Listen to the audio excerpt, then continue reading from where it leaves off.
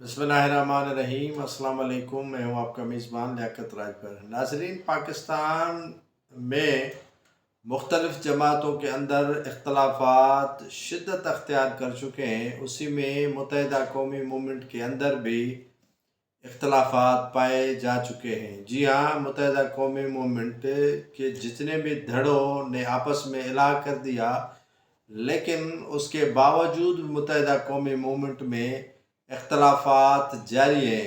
कई रहनुमा मुत्तहिदा कौमी मूवमेंट छोड़कर दीगर जमातों में चले गए हैं, तो कई रहनुमाओं ने खामोशी अख्तियार कर ली है। जी हाँ, साबिक सेनेटर नसरीन जलील और उनके साथ साथ आमिर खान हैं, या वसीम अख्तर जो एक्टिव रोल अदा करते थे पहले मुत्तहिदा कौमी मूवमेंट में, वो इन दिनों दूर होने लगे हैं मुत्तहिदा कौमी मूवमेंट से। जब उनसे पता किया गया कि इनकी दूरियों की वजह क्या है, तो मुत्तहिदा कौमी मूवमेंट के इन रहनुमाओं का कहना है कि वो मुस्तफ़ा कमाल की वजह से मुत्तहिदा कौमी मूवमेंट में गैर फ़ाल है।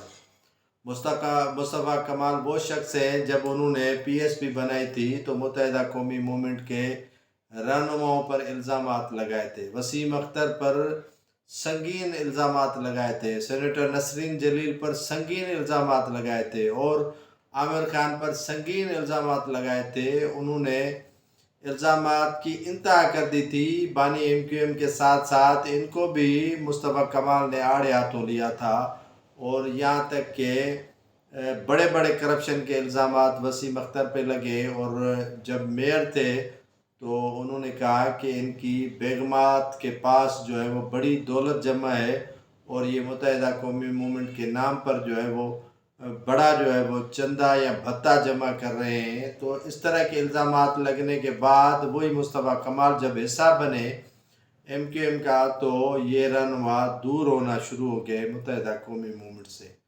तो इस तरह कई और जो साबिक अरकान असम्बली हैं या कौमी असम्बली के अरकान हैं, वो भी मुत्तहिदा कौमी मूवमेंट को छोड़ चुके हैं और पाकिस्तान पीपल्स पार्टी में शमूलियत अख्तियार कर चुके हैं। इसी तरह मुत्तहिदा कौमी मूवमेंट में जो इख्तलाफात हैं वो खुलकर सामने आए हैं, और कई रहनुमा अभी पार्टी छोड़कर दीगर जमातों में जाने का सोच रहे हैं।